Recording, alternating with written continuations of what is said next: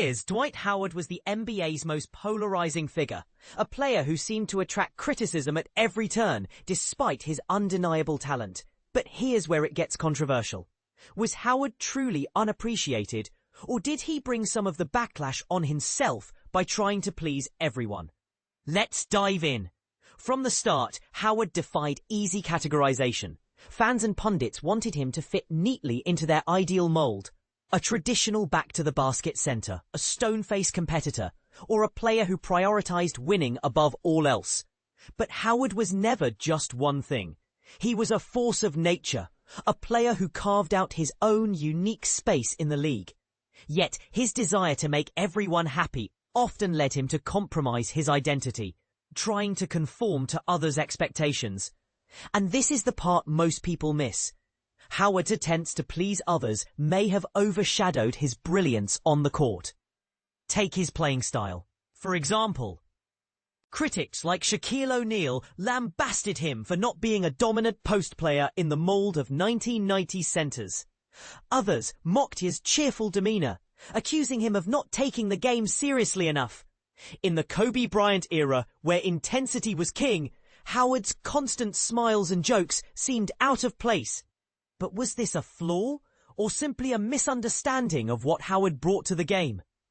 After all, his teams consistently contended for titles, and his stats, 18.4 points and 13.0 rebounds per game during his Orlando years, speak for themselves. The turning point came when Howard was snubbed from the NBA's 75th anniversary team. It felt like the ultimate slight, a player of his caliber reduced to an afterthought. Yet even then, Howard kept grinding, proving his worth on the court. Now, as he enters the Basketball Hall of Fame, the narrative is finally shifting. But petty arguments and criticisms are fading, replaced by a long overdue appreciation for his career.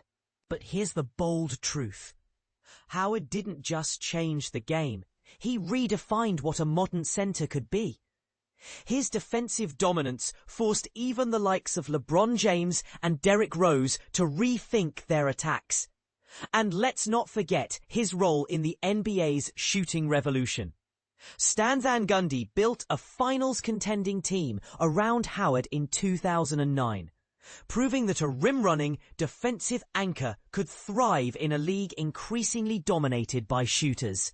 Every team wanted a Dwight Howard, a player who could protect the rim, rebound, and stretch the floor vertically. Yet even as his impact is undeniable, questions remain. Did Howard's people-pleasing nature hold him back? Would he have been celebrated sooner if he'd embraced his uniqueness without apology? These are the debates that still linger, even as his Hall of Fame induction cements his legacy. Howard's relationship with Orlando Magic fans is another chapter in this story. His messy exit in 2012 left scars, and while bridges have been mended, including his induction into the Orlando Magic Hall of Fame, some hard feelings persist. But here's the silver lining.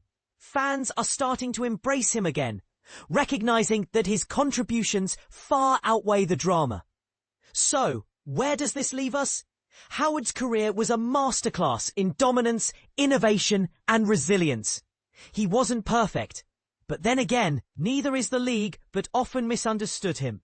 As we celebrate his Hall of Fame induction, it's time to ask ourselves, did we get Dwight Howard wrong?